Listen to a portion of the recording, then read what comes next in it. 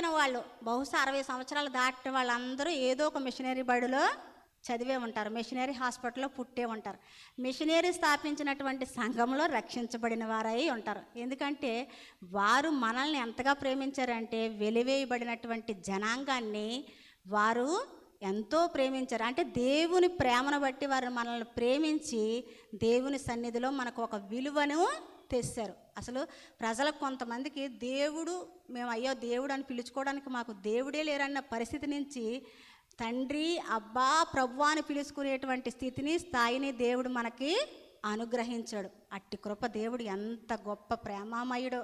అలాగే తృణీకరించబడినటువంటి తుమ్మ చెట్టుకు కూడా దేవుడు ఎంత గొప్ప ఆధిక్యతనిచ్చాడంటే దేవుని సన్నిధిలో అతి పరిశుద్ధ స్థలంలో ఉంచబడేటువంటి ఒక స్థలాన్ని ఇచ్చాడు. చిన్న పాట పాడతాను, నాకు గుర్తుంది, మీకు అందరికీ వచ్చిన పాట అనుకుంటాను.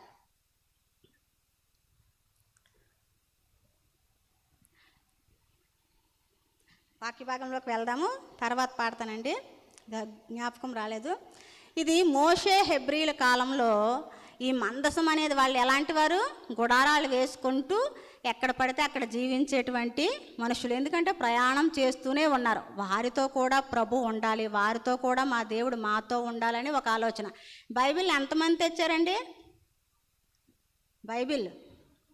ఈ బైబిల్ ఏంటి మనకి? బైబిలే దేవుడా?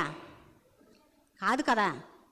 కానీ ఏంటంటే ఇది ఉంటే మనకి ఒక భద్రత, మాకు దేవుడు మాతో కూడా ఉన్నాడనేటువంటి ఒక నిశ్చయత. చాలామంది తల దగ్గర కూడా పెట్టుకుంటూ ఉంటారు కదా బైబిల్ పడుకున్నప్పుడు, నూతన గృహాల్లోకి వెళ్ళినప్పుడు కానీ, పెళ్ళిళ్ళలో కూడా ఈ మధ్య ఏంటంటే కొత్తగా సేవకులు ఏం చేస్తున్నారు, బైబిల్ మార్చుకోమంటున్నారు కదండి. అంటే ఇది ఉంటే దేవుడు మాతో కూడా ఉంటాడనే ఒక ఆలోచన కలిగి ఉన్నారు. అయితే ఈ ఇశ్రాయేల్ ప్రజలు కూడా తమతో పాటు ఏముండాలనుకున్నారు, దేవుని సన్నిధి మాతో పాటు ఉండాలని ఆశపడినటువంటి వారు ఏం చేస్తున్నారంటే మందసాన్ని తయారు చేయబడి దేవుడే ఒక కొలత ఇచ్చాడు. దేవుడు ఏది చేసినా చాలా ఖచ్చితంగానండి, మనుషుల్లాగా అవునవు కాదు అనే మాటలు ఉండవు ఆయన దగ్గరికి, అంతా ఖచ్చితమే.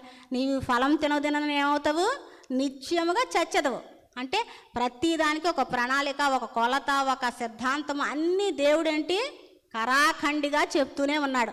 అలాగే తుమ్మకరతో కూడా చేసినప్పుడు కొలతను ఇచ్చిన దేవుడు, తను కూడా ఇంత కొలతో ఇలా చెయ్యాలి అని చెప్పిన దేవుడు చెప్తూ ఉన్నాడు. అక్కడ ఒకసారి చూద్దాము. ఈ ప్రత్యేకంగా ఈ తుమ్మ చెట్టుకున్నటువంటి లక్షణం ఏంటంటే ఇది ఊరి వెలుపల మాత్రమే ఉండే చెట్టు. దీనికైనా మంచి లక్షణాలు, విశేషత ఉన్నదా అంటే దీనికి ఏ విశేషత లేదు. ఎవరికైనా హాని చేసే పద్ధతే కానీ ఎవరికి ఉపయోగపడేది కూడా కాదు. అందుకే తెలుగులో చిన్నప్పుడు ఒక పద్యం ఉంటుంది కదండి, తేలుకు తోకలో ఉంటుంది, పాముకి నోటిలో ఉంటుంది, కానీ మనిషికి మాత్రము నిలువెల్లా విషమే. అలాగే తుమ్మకరకు ఇతరులకు ఉపయోగపడే దానికంటే ఇతరులకు హాని చేసే లక్షణాలే ఎక్కువ. దీని స్వభావం కానీ దీని యొక్క ఆకారం కూడా ఎలా ఉంటుంది, గరుకుగా ఉండేటువంటి ఆకారమే. ఎంతైనా స్మూత్గా ఉంటుంది అనడానికి లేదు. కానీ ఇలాంటి చెట్టుని ఎందుకు పనికిరాదు, వెలివేయబడినటువంటి ఒక చెట్టుని తెచ్చి దేవాది దేవుడు తన మందిరంలో ఉంచుకోవడానికి ఇష్టపడుతున్నాడు. ఎందుకంటే దాని మీద ఒకటి ఏమన్నారు ఏంటండి, తుమ్మకర తెచ్చి దానిపై బంగారు రేకును పొదగమన్నారు. అంటే దేవాది దేవుడు నీతో నాతో ఉండటానికి ఇష్టపడుతున్నాడు. ఆయన దేవుడు మరియు మానవ స్వరూపం కలిగినటువంటి నరుడు మరియు దేవుని స్వరూపం కలిగినటువంటి వానిగా కనిపిస్తున్నాడు. ఒకసారి చదువుదామండి, 10వ వచనం ఒకసారి చదవండి. తుమ్మకరతో ఒక మందసం చేయవలెను, దాని పొడుగు 2 మూరలున్నర, దాని వెడల్పు 3:30, దాని ఎత్తు 3:30. దీంట్లో చాలు. ధర్మశాస్త్రం వ్రాయబడినటువంటి ఈ మందసంలో ఏమేమి ఉన్నాయంటే మోషేకి దేవాది దేవుడు ఇచ్చినటువంటి 2 రాతి పలకలు, మన్నా గిన్నె, అహరోను చిగురించు కర్ర ఈ యొక్క మందసంలో ఉన్నాయి. దానిపైన 2 కెరూబులు దానికి కాపలాగా ఉన్నాయి. అంటే 2 దేవదూతలు అనేవి, కెరూబులు సెరూపులు అనేవి ఈ మందసంపై కాపలాగా ఉన్నాయి. ఈ మందసంలో కెరూబులు సెరూపుల దగ్గరికే దేవాది దేవుడు తన యొక్క ఆత్మను పంపించి మోషేతో మాట్లాడేవాడు. ప్రజలకు ఏదైనా తెలియజేయాలన్నా, ప్రజలతో ఏదైనా మాట్లాడాలన్నా, ప్రజలకు ఏ విషయమైనా చెప్పాలన్నా కూడా దేవాది దేవుడు ఆ యొక్క మందసము పైకి వచ్చి తన యొక్క ప్రభావాన్ని మోషేకు చూపిస్తూ ఉండేవాడు. ఇంకా ఇక్కడ రాయబడినటువంటి విషయాలు ఏమిటంటే ప్రత్యక్షపు గుడారము అనేది ఉంది. దాంట్లో ఏమేమి ఉన్నాయని మనం చూస్తే ఇత్తడి బలిపీఠము, ఇత్తడి గంగాళము, బంగారు దీపవృక్షము, సన్నిధి రొట్టె బల్ల, సువర్ణ దీప వేదిక అనేవి అందులో ఉన్నటువంటి ఏంటంటే పరికరాలుగా చూస్తూ ఉన్నాం. అలాగే మందిరంలో 3 తెరలు ఉన్నాయటండి.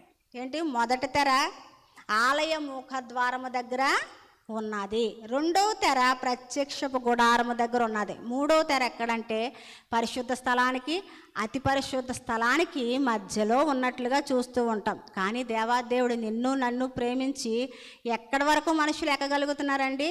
ఎందుకు పనికిరానటువంటి వాళ్ళు మందిరానికి అవతలు ఉండవలసిన వారిని దేవాది దేవుడు నేరుగా మన యొక్క బలిపీఠానికే తీసుకొని వచ్చేసారు. అంటే దేవుడు మనల్ని ఎంతగా ప్రేమిస్తున్నాడంటే నీ కొరకు నా కొరకు తన ప్రాణాన్నే ఇస్తాడు. అందుకే వ్రాయబడి ఉంటాయి కదా ఎఫెసీ పత్రికలో, జగత్తు పునాది వేయబడకుండే ప్రేమలో నిన్ను నన్ను దేవుడు ఏర్పాటు చేసుకున్నాడు కనుక మనం ఆయన ప్రేమను అర్థం చేసుకునే వారముగా ఉండాలి. అయితే మొదటిగా 3 విషయాలు నేను మీతో చెప్పాలని మీతో పంచుకోవాలని ఆశపడుతున్నాను. మొదటిగా మందసం. ఈ మందస నిర్మాణము 25వ అధ్యాయం 10 నుంచి 16 వచనాల్లో రాయబడినట్లు మనం చూస్తాము. ఈ మందసం అనేది అతి పరిశుద్ధ స్థలంలోకి ఇతరులు కూడా అనుమతి లేనటువంటి స్థలంలోనికి ఈ తుమ్మ చెట్టు ద్వారా తయారు చేయబడినటువంటి కర్రతో తయారు చేయబడినటువంటి మందసాన్ని పెట్టి ఉన్నారు. ఆ మందసము మనకు అందరికీ తెలుసు, ఒబేదెదోము ఇంట్లో ఉన్నప్పుడు ఎలాగంటే ఆశీర్వదించబడింది? 3 నెలల్లో ఆశీర్వదించబడింది. ఇప్పుడు ఈ మందిరంలోకి వస్తున్న నీవు ఎన్ని దినాల నుంచో ఎన్ని సంవత్సరాల నుంచో వస్తున్నావు, ఆశీర్వాదం నీలో ఉందో లేదో నువ్వు ఎప్పుడైనా గమనించావా? ఎందుకు నీలో ఆశీర్వాదం లేకుండా ఉంది అంటే నేను అనుకుంటాను ఆశీర్వాదము అంటే ఏంటి? డబ్బో లేకపోతే ఇంకేదో కాదు. ఒకటి ఆరోగ్యము, రెండోది మన బిడ్డలు మన ముందు మంచి స్థితిలో ఉండడం. అంటే ఏంటి? రాబోయే తరాన్ని మనం బ్లెస్ చేయడమే ఆశీర్వాదం. అందుకే బైబిల్లో ప్రతిసారి చెప్తుంది కదండి, మీరు చిన్నప్పటి నుంచే మీరు ప్రతి విషయాన్ని ఏంటి బాలుడికి చిన్నతనం నుంచే మీరు ఏం చేయాలి? ఆ విషయాలు నేర్పించండి. వాడు పెద్దవాడైనప్పుడు దాని నుంచి తొలగిపోడు. మేము ఇలా ఉండేవాళ్ళం, అలా ఉండేవాళ్ళం, అలా మీరు ఈ తరం కదా రాబోయే తరానికి ఇప్పుడు మనం ఏం నేర్పిస్తాం? తెలుగు బ్యాప్టిస్ట్ సంఘం మనం ఏం నేర్పిస్తాం? రాబోయే తరానికి మనం ఏమి నేర్పించగలిగే వారంగా ఉన్నాం? మనల్ని మనం పరిశీలన చేసుకోవచ్చు. ఎందుకంటే మనం ప్రార్థనా జీవితంలో కలిగి ఉంటే మన బిడ్డలు కూడా అదే బాటలో ఉంటారు. అందుకే తల్లి ఎట్టిదో కుమారుడు కుమార్తె కూడా అట్టిదని బైబిల్ గ్రంథం రాయబడుతుంది. అంటే మనం ఎలా ఉన్నామో మనల్ని బట్టే రాబోయే తరం అనేది తయారవుతుందని నా ఉద్దేశము. కనుక మందసంలో ఏమున్నాయంటే మందసం అతి పరిశుద్ధ స్థలంలో తుమ్మకర్రతో చేయబడినటువంటి 10వ వచనం రాయబడింది. కర్రకు ఏం చేశారండి? బంగారు రేకును పొదిగారు. ఇది యేసుక్రీస్తు యొక్క దైవత్వము మరియు మానవత్వానికి సాదృశ్యంగా ఉంది. నీవు నేను వట్టి వాళ్ళమే, ఎందుకు పనికిరానటువంటి వాళ్ళమే, కానీ మనపై బంగారు రేకు పొదిగేశారు. అంటే ఏంటి? ఆయన ఒక విలువను ఇచ్చేసాడు మనకి. ఆ విలువను బట్టి ఈరోజు నీవు నేను అమ్మగారు అయ్యగారు మంచి పరిస్థితుల్లో ఉన్నాము. దేవాది దేవుడు నిన్ను నన్ను ఏం చేశాడు? అంత గొప్పవారిగా చేయడానికి ఆయనే దాసుని స్వరూపము ధరించుకున్నాడు. మనం అయితే ఏం చేస్తాము? మనకు పేరు కావాలి, ప్రఖ్యాత కావాలి, మనకంటూ ఒక సీట్ కావాలి. అది లేకపోతే మనకేమవుతుంది?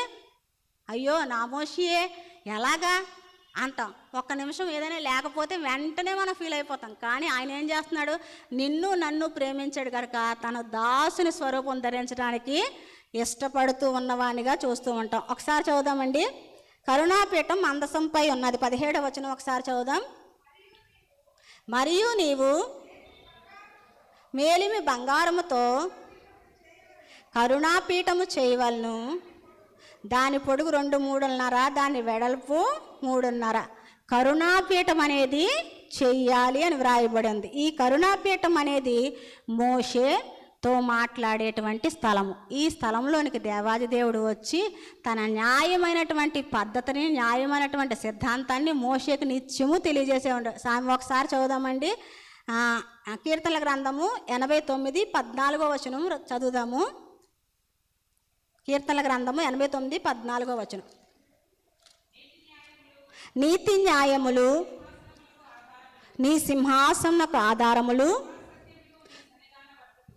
కృపా సత్యములు నీ సన్నిధాన వర్తనములు. అంటే కృప అనేది ఆయన న్యాయపీఠం ఎదుట అనేది కృపా సత్యము మరియు న్యాయము అనేది ఆయన మాత్రమే ఇస్తాడు. అక్కడ రక్తము ప్రోక్షించబడుతూ ఉండేదట ఈ కరుణాపీఠం మీద. ఆ రక్తం ప్రోక్షించబడినటువంటి రక్తము కూడా ఎప్పుడు సిలువ ఆకారంలోనే దానిపై పడుతూ ఉండేదట. అంటే ఆదిలోనే దేవాది దేవుడు నీ కొరకు నా కొరకు సిద్ధపడ్డాడు. ఆయన సిలువ వేయబడాలి.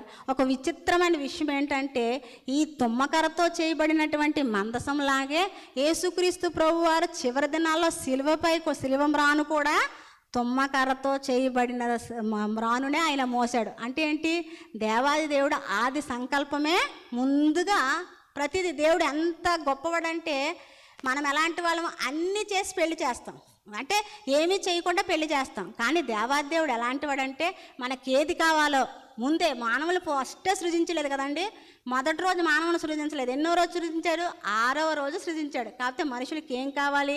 సూర్యచంద్రులు, ఆకాశం, కావలసిన వనరులన్నీ సమకూర్చిన తర్వాతే మానవుణ్ణి తయారు చేశాడు. ఆయన ఎంత ప్రేమమయుడు అంటే తన బిడ్డల కొరకు. నరులంటే ఎందుకు ఇష్టమో ప్రభువుకి అంటే తన స్వహస్తాలతో తన రూపంలో చెక్కొని నిత్యము ఆయన స్తుతించాలని ఆయన కోరిక. మన బిడ్డలు మనం ఎందుకు అంటాము? ఎందుకు అంటారండి? మనల్ని బాగా చూస్తారన్నా ముసలైపోయాక? కాదు కదా. మనకంటూ ఒక పేరు ప్రఖ్యాత ఉండాలి. కానీ అలా మనుషులే అలా కోరుకుంటున్నారు, దేవాదేవుడు కోరుకోరా. కానీ మనం ఎక్కడొకలాగా బయట ఒకలాగా ఉండే వారంగా ఉంటున్నాం. అందుకే బైబిల్ ప్రకటన గ్రంథంలో ఒక మాట ఉంటుంది, చల్లగానే ఉండండి, వెచ్చగానే ఉండండి, నులివెచ్చని స్థితిలో ఉండకండి. ఉంటే ఏం చేస్తారు?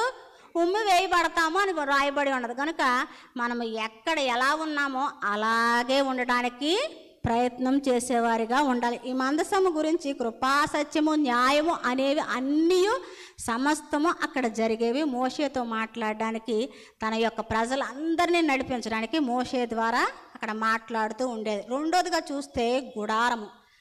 ఈ గుడారంలో ఏమేమి ఉంటాయి అని ఆలోచిస్తే 23వ వచనం 30వ వచనం వరకు రాయబడి ఉంటుంది. ఏంటంటే సముఖపు రొట్టెల బల్ల అక్కడ ఉంటుంది. ఇది జీవాహారమైన క్రీస్తుకు సాదృశ్యంగా ఉంది. యోహాను సువార్త 6వ అధ్యాయం 33 నుంచి 58 వచనాలు ఉంటాయి. కానీ మన అందరికీ తెలిసిందే, అది వచనం తీయకుండా వెంటనే చెప్పాలి. అక్కడ అసలు ఏం రాయబడి ఉంటుంది? నేనే జీవాహారం అనే మాట గురించి రాయబడుతూ ఉంటుంది. అంటే ఏంటి? ఆయనే నిజమైన ఆహారం. అందుకే ఇశ్రాయేలు ప్రజలకు మన్నాగా కూడా అక్కడ ఆయన జీవాహారముగా ఉన్నాడు. ఆయన శరీరమే రొట్టు. మనం ప్రతి నెల మొదటి ఆదివారం తీసుకుంటాం కదా, ఆయన యొక్క శరీరమే రొట్టుగా మనం తీసుకుంటాం. అంటే సముఖపు రొట్టెల బల్ల, ఇటు 12 ఇటు 12 సముఖపు రొట్టెలు అనేవి అక్కడ ఉంటూ ఉంటాయి. అయితే రెండోదిగా మనం చూస్తే సువర్ణ ధూప వేదిక 31వ వచనం నుంచి 40 వరకు ఉంటుంది. మనకు వెలుగైనటువంటి క్రీస్తు. యోహాను సువార్త 1వ అధ్యాయము 4వ వచనం ఒకసారి చదువుదామండి. యోహాను సువార్త. ఆయనలో జీవం ఉండెను, ఆ జీవం మనుషులకు వెలుగై ఉండెను. 4వ వచనం ఒకసారి చూద్దాం. మరలా ఆయనలో జీవం ఉండెను, ఆ జీవం మనుషులకు వెలుగై ఉండెను, ఆ వెలుగులో ప్రకాశించున్నది కానీ చీకటి దాన్ని గ్రహించుకున్నది. మనలో వెలుగుంటే చీకటి అనేది ఉండదు. కానీ మనలో వెలుగు లేనప్పుడు అంతా చీకటమయమే, ఏది మనకు కనిపించదు. కానీ ఆయన వెలుగై ఉన్నాడు కనుక మనం ఆయన బాటలో నడిస్తే వెలుగుగా ఉంటుంది. అందుకే కీర్తనలో ఒక మాట ఉంటుంది, నీ వాక్యము నా పాదములకు దీపము, నా త్రోవకు వెలుగై ఉన్నది. ఎప్పుడు క్రీస్తు నీలో ఉంటాడో అప్పుడు నువ్వు వెలుగుగా ఉండబడతావు, ఉండాలి అని ఆయన కోరుతూ ఉన్నాడు.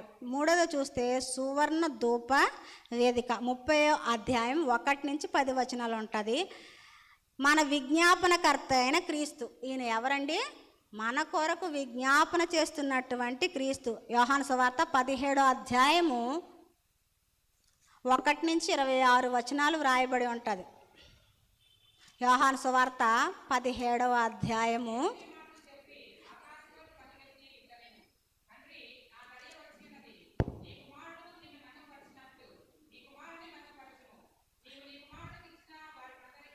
చాలు. చాలు. హెబ్రీ పత్రిక 7వ అధ్యాయం 25వ వచనం ఒకసారి చదువుకుందాం. హెబ్రీ పత్రిక 7వ అధ్యాయము 25వ వచనం. ఈయన తన ద్వారా దేవుని యొద్దకు వచ్చి వారి పక్షమున విజ్ఞాపన చేయుటకు నిరంతరము జీవించున్నాడు గనుక వారిని సంపూర్ణముగా రక్షించుటకు శక్తిమంతుడై ఉన్నాడు. మన పక్షాన విజ్ఞాపన చేస్తూ నిత్యము జీవించువాడై ఉన్నాడు. గనుక వారిని సంపూర్ణంగా రక్షించుటకు ఆయన శక్తిమంతుడై ఉన్నాడు. మనల్ని రక్షించేవారు లోకంలో ఎవ్వరు ఉండరండి. ఎవ్వరి కొరకు ఎవ్వరు ఏమీ చేయలేరు. ఎందుకంటే చిన్న ఉదాహరణ చెప్తాను. ఒక ఫ్యామిలీ ఉందట. ఆ ఫ్యామిలీలో అంట తండ్రి అంటే పిల్లలకి తన భర్త అంటే తన భార్యకు కూడా చాలా ఇష్టమట. అయితే వారు అంటున్నారట, ఆయన అనుకున్న ఒక పాస్టర్ గారి దగ్గరికి, ఇలాంటి పాస్టర్ గారి దగ్గరికి వచ్చారంట. అయ్యా, నేను నా ఫ్యామిలీకి నేనంటే చాలా ఇష్టం అండి, నా కొరకు నేను చచ్చిపోతే వాళ్ళు కూడా చచ్చిపోతారని అన్నారట. అనేసరికి పాస్టర్ గారు, యోగా తెలిసిన పాస్టర్ గారు ఏం చేశారంటే, అయితే మీకు కొంచెం ట్రిక్స్ చెప్తాను, ఆ ట్రిక్స్ పాటించండి, మీ కుటుంబంకి మీ మీద ఎంత ప్రేమ ఉందో మిమ్మల్ని మీరు పరిశీలన చేసుకుందరు అన్నారట. యోగా తెలిసిన పాస్టర్ గారు యోగా కొన్ని రోజులు నేర్చుకొని ఆయన ఏం చేయటండి, చనిపోయాడని చెప్పారట. చనిపోయాడు అనేసరికి వాళ్ళందరూ ఏడుస్తున్నారట. వాళ్ళ ఏడుపు చూసి ఎలా ఉందంటే అసలు రాళ్లే కరిగిపోతున్నాయటండి. చుట్టూ ఉన్నవాడు చూస్తే ప్రతి ఒక్కరి గుండె స్రవించిపోతుందట. ఈ బాబోయ్ ఎంత ఇష్టమా, ఎంత ప్రేమ ఈయనంటే అనుకుంటున్నారట. కానీ ఎంత ప్రేమ ఎంత ఇదైనా కొంతసేపటికి తీసేయాలి కదండి. శవాన్ని తీసేయాలి అనే సమయానికి పాస్టర్ గారు అంటున్నారట, అమ్మ నాకు ఒక్క ఛాన్స్ ఇవ్వండి, మీలో ఎవరైనా చనిపోతే ఆయన కొరకు ఈయన వెంటనే నేనేం చేస్తాను, లేపుతాను అన్నారట. అనగానే ఎవరండి ఇస్తారు ప్రాణం, వాళ్ళ భార్య అంటుందట. కొంతసేపు ఆలోచించారట, ఎవరు చనిపోతారంటే ఎవరో చెప్పట్లేదట. అయితే ఆయన భార్య దగ్గరికి వచ్చిందట అండి పాస్టర్ గారితోనే, పాస్టర్ గారు అండి, ఆయన అంటే మాకు చాలా ఇష్టం, కానీ ఒక మాట చెప్పాలనుకుంటున్నాను, ఏంటంటే ఆయన లేకపోయినా సరే మేము మేనేజ్ చేసుకోగలం అనే పరిస్థితికి ఆయన వచ్చినప్పుడు అనుకున్నాడట, అబ్బాయి ఎంత ప్రేమ మనుషులంటే అంతా పై ప్రేమే మాట, నిజమైన ప్రేమ ఏది లేదు. నిజమైన ప్రేమ మాత్రం క్రీస్తు యేసు ప్రేమ మాత్రమే. ఒకవేళ లోకంలో ఎవరైనా మిమ్మల్ని ప్రేమిస్తున్నారో అంటే నమ్మికండి, అదంతా కేవలం కల్పితం. మీ కొరకు తన ప్రాణాన్ని ఇచ్చినటువంటి యేసుక్రీస్తు ప్రేమను మాత్రమే మీరు చూడండి. ఎంత మనల్ని ప్రేమించాడంటే ఆయన చనిపోయి పునరుద్ధానుడై తిరిగి మీ కొరకు నేను వస్తానని ఒక మాట ఇచ్చాడు. అలా ఎప్పుడు ఎవరు లోకంలో ఎవ్వరికీ మాట ఇవ్వలేదు. యేసుక్రీస్తు ప్రభు వారిని నమ్ముకోవడానికి కారణం ఏంటి అంటే సాక్ష్యం ఎవరో ఏటైనా చెప్పగలరండి. చాలామంది హిందువులను అడిగినప్పుడు నాకు కొంతమంది చెప్పే సాక్ష్యం ఏంటంటే ఆయనకి ధన వ్యామోహం లేదటండి, స్త్రీ వ్యామోహం లేదట, లోక సంబంధమైన వేటిపైన ఆయనకి కోరిక లేదట. చనిపోయి తన యవ్వన ప్రాయమందు చనిపోయి తిరిగి లేచిన దేవుడు ఆయన ఒక్కడు మాత్రమే అని చాలామంది ఆయన నమ్ముకోవడానికి ఇష్టపడుతున్నారు. ఒకవేళ నువ్వు నేను మన తాత తల్లిదండ్రులు నమ్ముకున్నారని ఏదో నమ్ముకోలు కనుక నమ్ముకున్నామా, లేకపోతే వాళ్ళు చెప్పారని నమ్ముకున్నామా, లేకపోతే మాట ద్వారా నమ్ముకున్నామా, లేకపోతే కరపత్రిక ద్వారా నమ్ముకున్నామా, లేకపోతే పాట ద్వారా నమ్ముకున్నామో మనల్ని మనమే పరిశీలన చేసుకోవాలి. అందుకే నేను అనుకుంటాను, మనకు మనంగా మారితే గట్టిగా ఉంటాం. ఎవరో చెప్తే మారితే మాత్రము అటు ఇటు రెండు పక్కల, అందుకే తెలుగులో ఒక సామెత ఉంటుంది కదా, రెండు పడవల మీద కాలు వేయకూడదటండి. వేస్తే ఇటైనా ఉండాలి లేకపోతే అటైనా ఉండాలి, కానీ రెండు పడవల మీద కాలు వేసిన వాళ్ళట రెండుకి చెందని రేవడైపోతారట. అంటే దేనికి పనికి రాకుండా పోతారని చిన్నప్పుడు నేను వింటూ ఉండేదాన్ని. ఆ మాటలే చెప్తున్నానండి. అయితే ఇంకొకటి చూస్తే విజ్ఞాపన మన కొరకు చేసేవాడిగా ఆయన ఉన్నాడు. అదే చోట అహరోను దేవునితో మాట్లాడేవాడట. సాయంకాల సమయంలో వెళ్ళి దీపాన్ని వెలిగించినప్పుడు అహరోనుతో దేవాది దేవుడు మాట్లాడుతున్నారు. ఒకవేళ మీ దీపాన్ని కూడా వెలిగించుకోవడానికి దేవుని సన్నిధిలోకి మీరు రాగలిగితే మీతో కూడా ఆయన మాట్లాడతాడు. ఎప్పుడైనా ఎవరైనా దేవుని స్వరాన్ని విన్నారండి? దేవుని స్వరాన్ని ఎవరైనా వినగలిగారా? ఎవరైనా విన్నారా? ఒకవేళ నిజంగా మనం అన్ని తలుపులు వేసుకొని ప్రార్థన చేసుకుంటాం అనుకోండి, ప్రభువా నాకు ఇంత కష్టం ఉంది, ఇంత ఇబ్బంది ఉంది, ఇరికి ఉందనేసి మనం ప్రార్థన చేసినప్పుడు ఒక స్వరం మనతో మాట్లాడింది. బిడ్డ నీకు ఏంటి కష్టం అన్నామనుకోండి, ఏం చేస్తాము? అక్కడ ఉంటామా పారిపోతామా? పారిపోతాం. అమ్మ ఏది మాట్లాడుతుందో నాకు తెలియదని వెంటనే పారిపోతాం. అందుకే దేవుడు ఏమంటున్నాడు తెలుసా అండి, పరిశుద్ధాత్మ దేవుడితోని తండ్రితోని మాట్లాడి నేనేం చేస్తాను, మానవ రూపంలో వెళ్ళి వాళ్ళ కొరకు ఏదైనా చేస్తానని ఆయన విజ్ఞాపన చేస్తూ ఉన్నాడు. అందుకే ఆయన మన కొరకు శరీరధారిగా లోకానికి వచ్చాడు, నీతో నాతో మాట్లాడడానికి ఇష్టపడుతున్నాడు. ఒక చంటి పిల్లలతో మనం మాట్లాడాలంటే ఎలా మాట్లాడాలండి? చిన్నపిల్లలతో సండే స్కూల్ టీచర్లకు బాగా తెలుస్తుంది ఎలా మాట్లాడాలి. వాళ్ళలాగా మనం ఉంటేనే వాళ్ళతో మాట్లాడగలరు. లేకపోతే టీచర్ అంటే ఎవరికైనా భయం ఉంటుంది. చాలామంది టీచర్స్ ఉన్నారు కదండి, వీళ్ళందరికీ తెలుసు ఎలాగా మనం వాళ్ళలాగా ఉండగలిగితేనే వాళ్ళ నుంచి మనం ఏదైనా తెలుసుకోగలం. అందుకే దేవాది దేవుడు కూడా నీలా పాపిగా ఆయన ఉండాలి, లేకపోతే మానవుడిగా ఉంటే మాత్రమే ఏమవుతుంది, నీ యొక్క మనసును తెలుసుకోగలడు, నీకు సమీపంగా ఉండటానికి ఆయన ఇష్టపడుతున్నాడు. అందుకే నీ కొరకు నిత్యము విజ్ఞాపన చేస్తూ ఉన్నాడు ఆయన. అయితే ఇంకా ఏమున్నాయి అందులో అంటే ఇత్తడి బలిపీఠం అనేది ఉన్నదటండి. ఈ ఇత్తడి బలిపీఠము నీ పాప ప్రాయశ్చిత్తమైన క్రీస్తుకు సాదృశ్యంగా ఉంది. 2 పేతురు పత్రిక 2వ అధ్యాయము 4వ వచనం ఒకసారి చదువుదాం. 2 పేతురు పత్రిక, దేవదూతల పాపం చేసినప్పుడు, మొదటి పత్రిక చదువుదామండి. 1 పేతురు పత్రిక, మనుష్యుల చేత విసర్జింపబడినను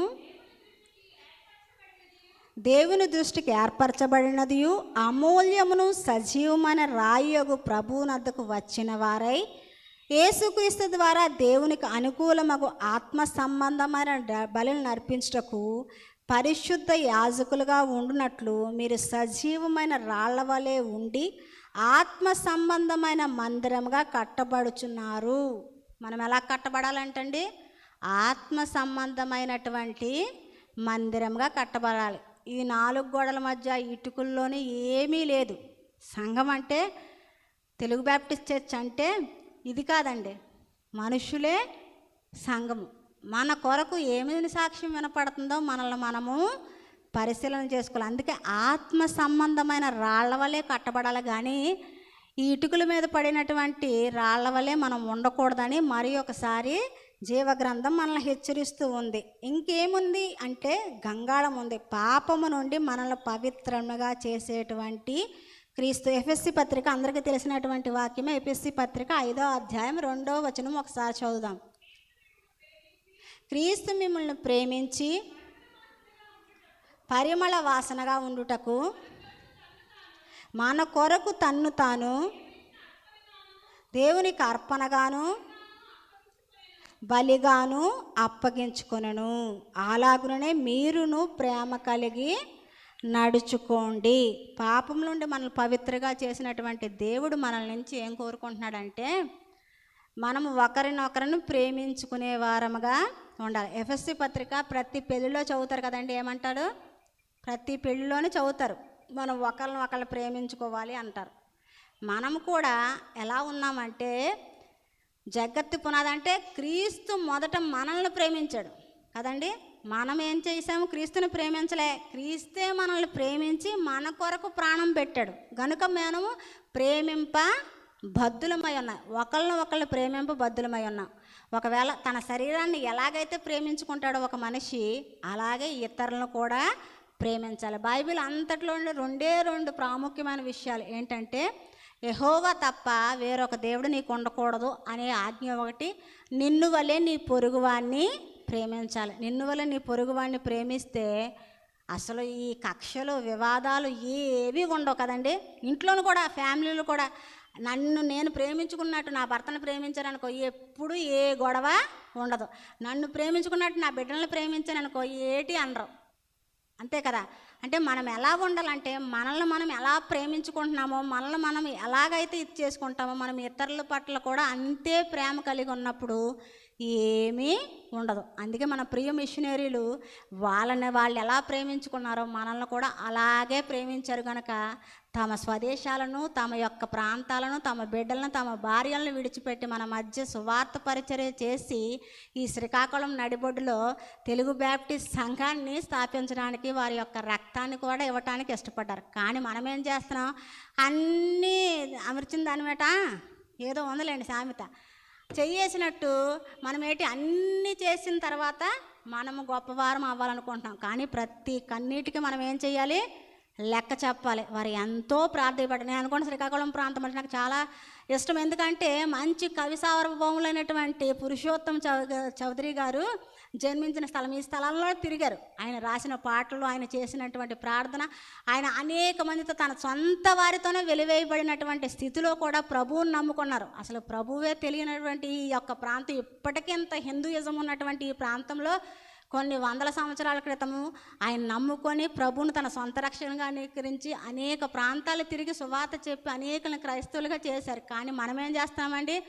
సులువుగా వస్తుంది అనుకుంటాం, కానీ చాలా కష్టమైనది. అందుకే చిన్నప్పుడు ఒక పాట పాడేవారు, క్రైస్తవ్యం అంటే సులువు కాదట, కొట్టిన వారిని కొట్టకుండాలి, తిట్టిన వారిని తిట్టకుండాలట, సామాన్యం అట అండి క్రైస్తవునిగా ఉండటం అంటే. సామాన్యం కాదు ఆయనలో. అందుకే పౌలు చెప్తాడు, నేను క్రీస్తుని పోలి నడుచుకుంటున్నాను కాబట్టి మీరు నన్ను పోలి నడుచుకోండి. క్రీస్తుని పోలి నడుచుకుంటే, క్రీస్తుని ఎన్నో ఏం చేశారండి?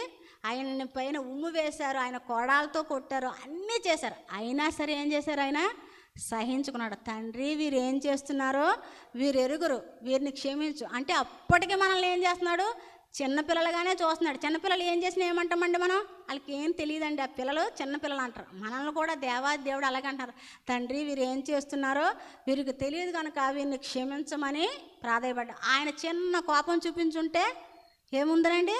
సమస్తము సర్వము నాశనం అయిపోను. కానీ ఆయన ప్రేమామయుడై ఉండి నిన్ను నన్ను ప్రేమిస్తున్నాడు గనక మనందరి నిమిత్తము తన ప్రాణాన్ని ఇవ్వటానికి ఇష్టపడ్డాడు. వ్యసనాక్రాంతుడిగా దుఃఖపడువాడుగా, యెషయాగ్రంథం 53వ వచనంలో ఉంటాయి కదా, మనందరి చేత తృణీకరించబడిన వాడుగా, వ్యసనాక్రాంతుడిగా, మొత్తబడిన వాడుగా, వ్యాధిని అనుభవించేవాడుగా ఆయన ఉంటూ ఉన్నట్లు మనం చూస్తూ ఉందాం. అయితే చివరిగా ఒక మాట చదువుదామండి. చివరి మాట, ఒకే ఒక ద్వారం అటండి. యేసుక్రీస్తు ప్రభువారికి మనం తండ్రి వద్దకు వెళ్ళాలంటే ఒకటే ద్వారం. మొన్న సేవకులు చెప్పారు, తోమ అడిగినప్పుడు నేనే మార్గము సత్యము జీవము, నా ద్వారా తప్ప తండ్రి వద్దకు ఎవ్వరు వెళ్ళలేరు అనే మాట వ్రాయబడింది. అంటే ఒకే ఒక ద్వారము యేసుక్రీస్తు ప్రభువారే. దేవునితో సమానమునకు మనల్ని ఏం చేశాడు? ఆయన సహవాసం నుండి మనల్ని నడిపించడానికి క్రీస్తే. ఆయన ఒకే ఒక ద్వారము. క్రీస్తు. హెబ్రీ పత్రిక 9వ అధ్యాయము, హెబ్రీలకు రాసిన పత్రిక 9వ అధ్యాయం 23, 24 వచనాలు చదువుకుందాం. పరలోకముందున్న వాటిని పోలిన వస్తువులు ఇట్టు బలును శుద్ధి చేయబడవలసి వచ్చి ఉండను, కానీ పరలోక సంబంధమైనవి వీటికంటే శ్రేష్టమైన బలుల వలన శుద్ధి చేయవలసి ఉండెను.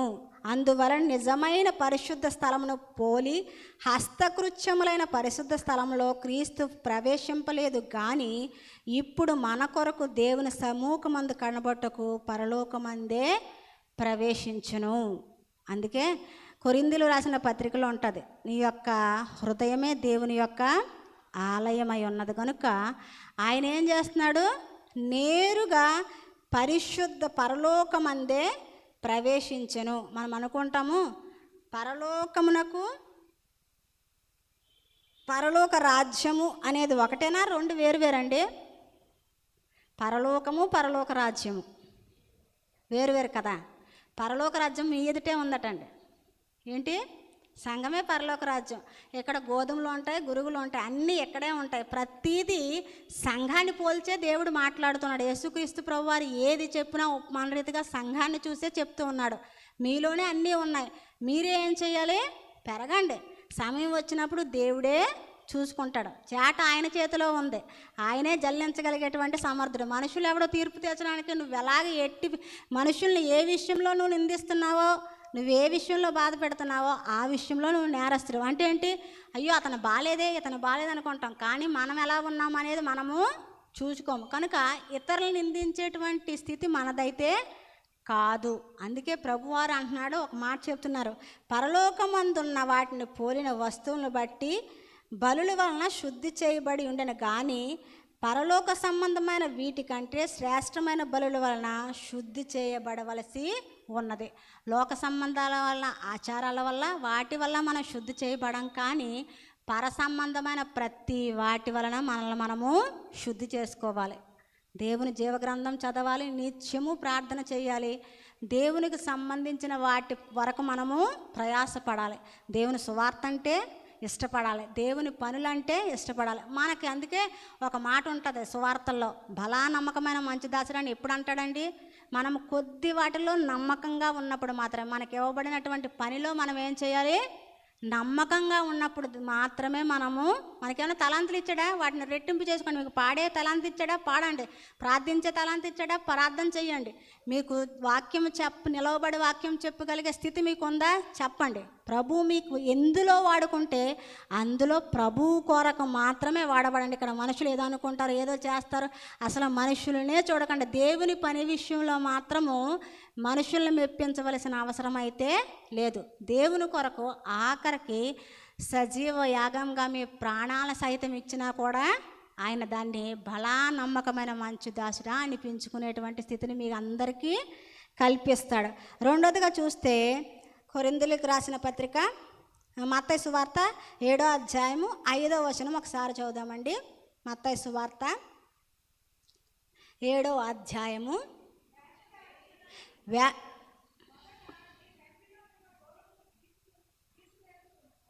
అప్పుడు నీ సహోదరిని కంటిలోనున్న నలుసును తీసివేయి, నీకు తేటగా కనపడును. ఇతరులకు మనం ఏం చేస్తామో అదే మనకి తిరిగి వస్తుందటండి. చిన్నప్పుడు చెప్తారు కదా, మనం సగం ఇస్తే మరలా మనకేమొస్తుంది? ఫుల్ వస్తుంది. నిజమా కాదండి? మీరు ఎవరికైనా ఏదైనా పెడితే ఏమొస్తుంది? తిరిగి మీకు ఎవరైనా ఏదైనా తిరిగి ఇచ్చేయాలని ఆశపడతారు. అయ్యో వాళ్ళ రోజు నాకు వాళ్ళు ఇచ్చారు కనుక నేనేం చేయాలి? తిరిగి ఇచ్చేస్తాను. కానీ ఎవరో కృతజ్ఞతాహీనులు ఉంటారు, అంటే ఇస్తే తిరిగి ఇవ్వనాడు. కానీ ప్రభు నీకు ఆరోగ్యం ఇస్తున్నాడు, ఆయుష్ ఇస్తున్నాడు, అన్నీ ఇస్తున్నాడు. కానీ ప్రభువుకి ఇవ్వడానికి నువ్వు జంకుతూ ఉంటావు కొన్నిసార్లు. అమ్మో దేవుని మందిరానికి ఇచ్చేయాలా, దీన్ని ఏం చేస్తున్నారు? మిస్యూజ్ చేస్తున్నారా? చేస్తే దేవుడే చూసుకుంటాడు కదండి. మనం దేవునికి ఇవ్వాల్సింది దేవునికి ఇవ్వాలి. దేవాది యేసుక్రీస్తు ప్రభు వారే అన్నారు, మనము డబ్బులు ఇవ్వాలట అంటే ఏం చేశాడండి? చేపేసి షెకేలు తీసి దీని మీద ఎవరి బొమ్మ ఉంటే వాళ్ళకి ఇచ్చామన్నాడు. ఏంటంటే దేవునికి మనము తప్పకుండా ఇవ్వాలి. అది ఏం చేసినా, ఎలా చేసినా, ఏమైనా దేవుడే సమస్తము చూసుకుంటాడు. నీకు ఒక ఆజ్ఞ ఇచ్చాడు కదా. ఏమి ఆజ్ఞ అంటే, మీరు అంటారు దశంభాగం ఇమ్మన్నారు కదండి, అది పాత నిబంధన. క్రొత్త నిబంధనకు వచ్చేసరికి ఏమన్నాడు? తమ చరచర ఆస్తులను అమ్మేసి ఇచ్చేసారట. అంటే సర్వము దేవునిదే. మనకంటూ ఏమన్నా భూమి మీద ఉంది అంటే ఆయన దయచేస్తేనే మనము తినగలము, తాగలము. ఒకసారి హాస్పిటల్కి వెళ్తే మనకు ఎంత ఖర్చు అవుతుందండి? మనమే చిన్న జ్వరమైనా, చిన్నది ఇబ్బంది అయినా ఎంతైనా ఖర్చు పెడతాం. కానీ దేవునికి ఇచ్చేసరికి చాలా ఆలోచిస్తాం. కానీ దేవునికి ఇవ్వడం వల్ల ఎవడో చెడిపోలేదు, దేవునికి ఇవ్వకుండా ఎవడో బాగుపడిపోలేదు. రెండు ఉన్నాయండి. దేవునికి ఇచ్చి చెడిపోయిన వాళ్ళు లేరు, దేవునికి ఇవ్వకుండా బాగుపడిన వాళ్ళు కూడా లేరు. కానీ దేవుడికి ఇవ్వడానికి మనము ఇష్టపడుతూ ఉండాలి. కరుణాపీఠం నిబంధన మందసము గురించి చదువుకుందామండి. ధర్మశాస్త్రం పూర్తిగా నెరవేర్చాడు యేసుక్రీస్తు ప్రభువారు. దాన్ని కొట్టివేయడానికి రాలేదు, కానీ దాన్ని నెరవేర్చడానికి మాత్రమే వచ్చాడు. మత్తయి సువార్త 5వ అధ్యాయము 17వ వచనం ఒకసారి చదువుదాము. మత్తయి సువార్త 5వ అధ్యాయము 17వ వచనం. ధర్మశాస్త్రమునైనను ప్రవక్తల వచనమునైనను నేను కొట్టివేయ వచ్చుతునని తలంచవద్దు, నెరవేర్చుటకే గాని కొట్టివేయుటకు నేను రాలేదు. ఆకాశమును భూమియు గతించిపోయినే గాని ధర్మశాస్త్రం అంతయు నెరవేరు వరకు దాని నుండి ఒక పొల్లైనను సున్నా అయినను తప్పుపోదని మీతో నిశ్చయముగా చెప్పుచున్నాను. ఆయన ధర్మశాస్త్రాన్ని నెరవేర్చడానికే వచ్చాడు, కానీ కొట్టివేయబడ్డానికి రాలేదు. అంటే ఏంటి? మనకి కొన్ని నియమ నిబంధనలు ఉంటాయి, ఒక సంఘంలో కొన్ని నియమ నిబంధనలు ఉంటాయి. వాటిని ఎవరో తీసేయడానికి రారు, కానీ వాటిని నెరవేరుస్తూ వాటి ప్లేస్లో వాటికి బెటర్, అంటే వాటికంటే మంచివి ఏమన్నా వచ్చినప్పుడు దాన్ని కూడా స్వీకరించడము ఒక అందుకు మంచిదే. అంతేగాని అస్సలదే మర్చిపోతే బాగోదు కదండి. మన పూర్వోత్తరాలు మర్చిపోమనుకోండి, మనం ఏమవుతాం? ఆధార్ కార్డులు మొన్న ఎవరో చెప్పారు ప్రసంగం చెప్పినప్పుడు, ఆధార్ కార్డులో స్పెల్లింగ్ మిస్టేక్లు వస్తే ఏమవుతుంది? మనం ఎవరమో ఎవరికి తెలియదు. కనుక మనం ఎక్కడ మన ఉనికి ఏంటి అనేది ప్రతి ఒక్కరూ తెలుసుకోవాలి. మన పునాదిని మనం ఎప్పుడూ కూడా మర్చిపోకూడదు అని నేను మా దేవుని జీవగ్రంథం చెప్తూ ఉంది. కరుణాపీఠం తృణీకరించబడినటువంటి తుమ్మ చెట్టు పోలిన మన జీవితాల్లో దేవాది దేవుడు తన యొక్క బంగారు రేకును పొదిగి మనందరి నిమిత్తము ఆయన విజ్ఞాపన చేస్తూ మనందరి కొరకు చనిపోయి తిరిగి లేచి మనల్ని తనతో కూడా తీసుకెళ్ళడానికి ఇష్టపడుతూ ఉన్నాడు. ఒకసారి చదువుదామండి.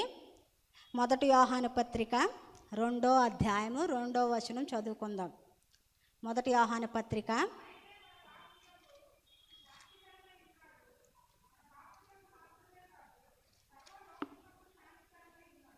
1 యోహాను పత్రిక 2వ అధ్యాయం 2వ వచనం నేను చదువుతానండి.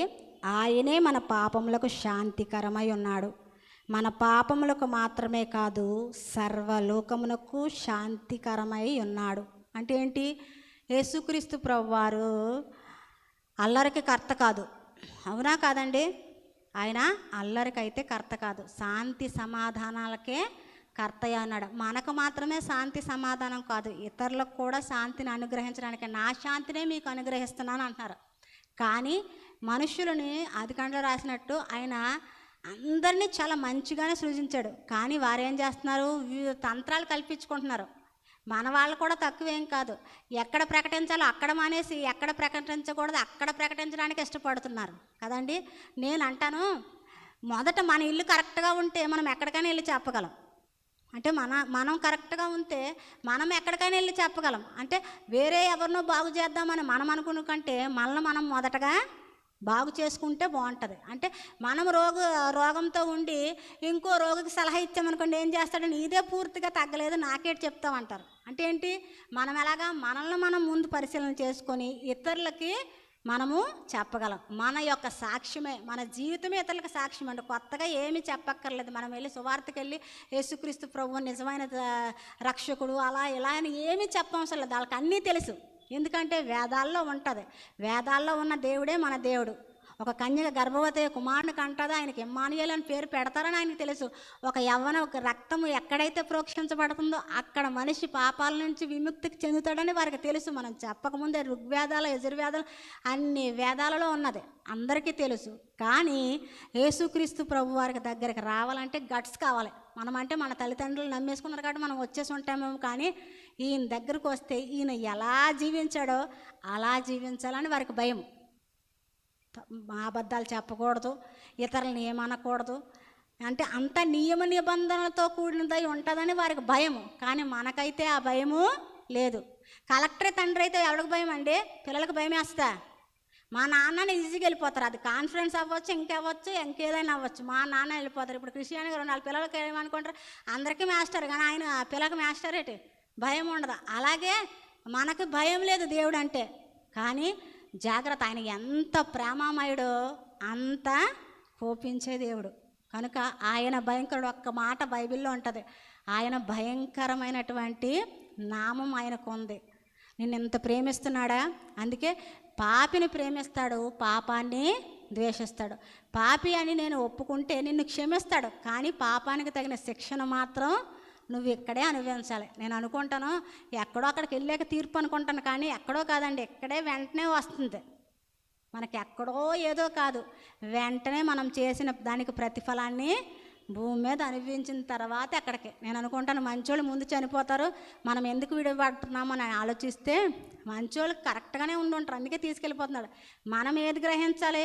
అయ్యో నేను కూడా పోతే ఇంకేం లేదు కదండి. ప్రసంగంలో ఉంటుంది, మనం పోయిన తర్వాత అక్కడ పని కానీ ఇంకేమీ ఉండదట.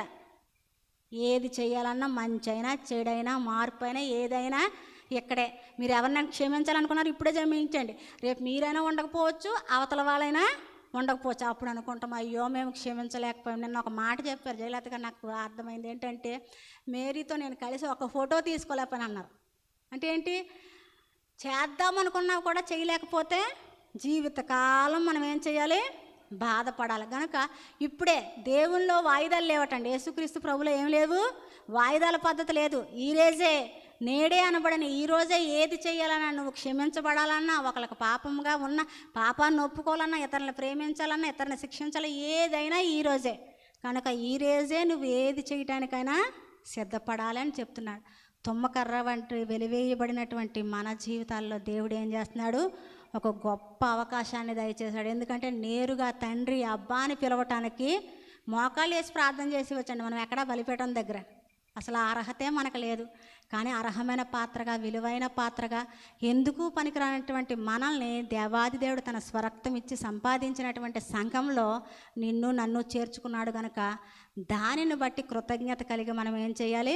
ఆయన ఏమీ కోరట్లేదు, ధనంను కోరట్లేదు, నీ యొక్క దేనిని కోరట్లేదు, నీ హృదయాన్ని, నీ సమయాన్ని. మనం ప్రేమించే వాళ్ళకి ఏం కావాలండి? మన టైం కావాలి. ఏం కావాలి?